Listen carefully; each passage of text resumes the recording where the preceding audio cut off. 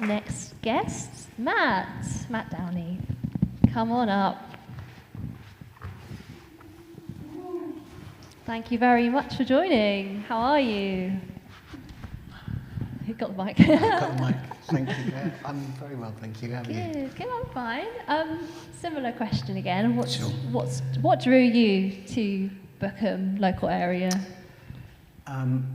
So rather like Ian, we were living in south-east London, or the south-east.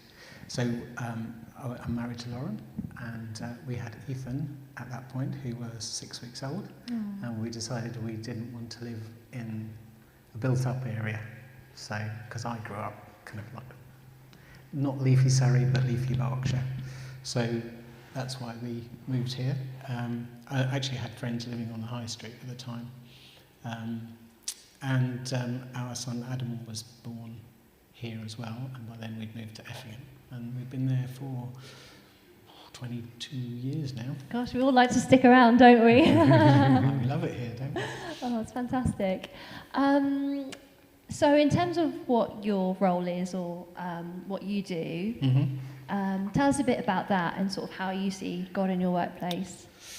Gosh, so I'm in IT strategy. I help business leaders solve business problems, but doing it with technology, and I kind of look 3 to 5 years ahead, and I take a helicopter view of the organisation and kind of try and join the dots a bit so that... It's a very strategic role. Yeah. Big picture. Yeah, a lot like Paul actually, but he's focused on people, and I'm kind of... I take the next bit along, which is focused more on data and technology. So my current role, actually, I feel that God's really led me into that role. I took voluntary redundancy in September 2019, which, I mean, that in itself is a long story, but I'll try and keep it short. I wanted to leave. I felt that I should wait, and a chap arrived who then started a Christian group. So Paul described that earlier, that he has always started groups. And I thought, okay, that's why I'm staying here. And then like 5 weeks later, we were offered voluntary redundancy. So, and I felt, right, now's the time to go. So I was a bit perplexed by that. It's very specific. Yeah. Timing, isn't it? Yeah. And bearing in mind, September 2019, so I took a couple of months off. I thought, right, January I'll get a job. And I was very specific with God. I said I want to be able to commute in half an hour, not the long commute into London I was doing. So I was really very narrow in my focus of what I was looking at. And of course, with COVID, that hit in early 2020, all the jobs dried up. So I actually spent 10 months out of work in the end. And I really had to learn to trust God for the future.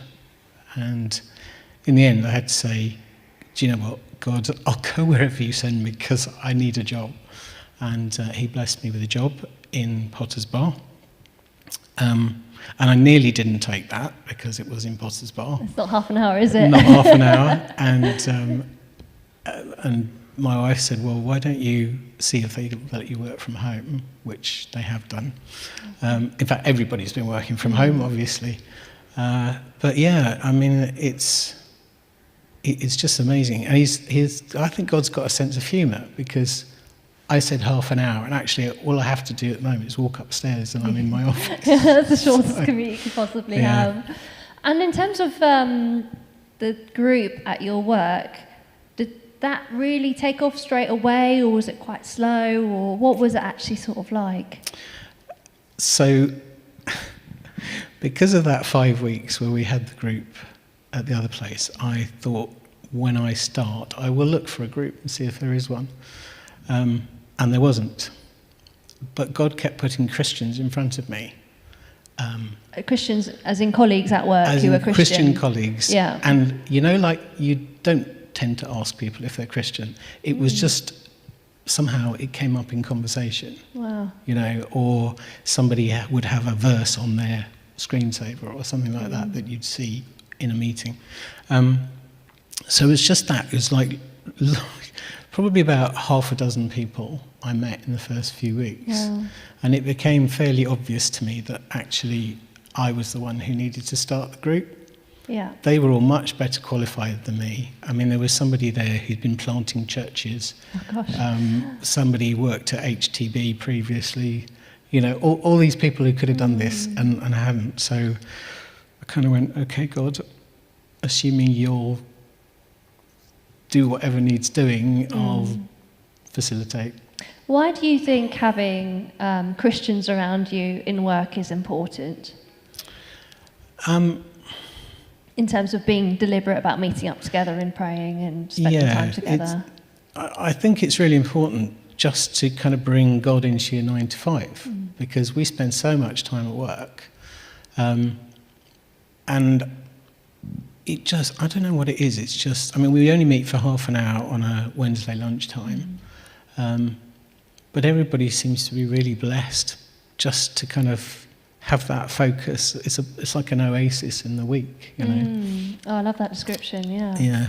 And we had one lady who came for 2 weeks before she left the company, and she said as a result of that she was going to carry on her faith journey. Wow. Because she'd been thinking of giving up. So, you get those kind of encouragements all the time, actually. It's amazing. I'd encourage anybody to start a group at work. That's amazing, because I'd never really heard about it before I met you and Paul. I had no idea that it was even a possibility. Here I am sitting in my office plugging away on my own, when actually there's this whole world out there of, encouragement and strength and support, and being able to support other people as well in their workplaces, and building each other up. I think that's just amazing. Thanks very much, Matt. Absolutely wonderful.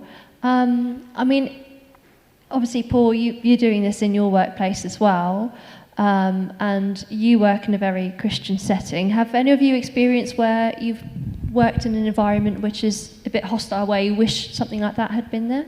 Well, I used to work at Surrey University. Oh, wow. And we had a Christian fellowship for staff, as opposed to anybody else. But it was really great. I mean, it had been going quite a while, and over time we began to lay on facilities for overseas students, and we saw them come to faith in vast numbers. Oh, that's fantastic. Particularly Chinese ones. Yeah, because being an international student is so different and more difficult in a lot of ways, so having that kind of support is excellent. But it was just wonderful to see all these scientists that were Christians. That's amazing. Well, thanks very much for that, Matt. Really encouraging.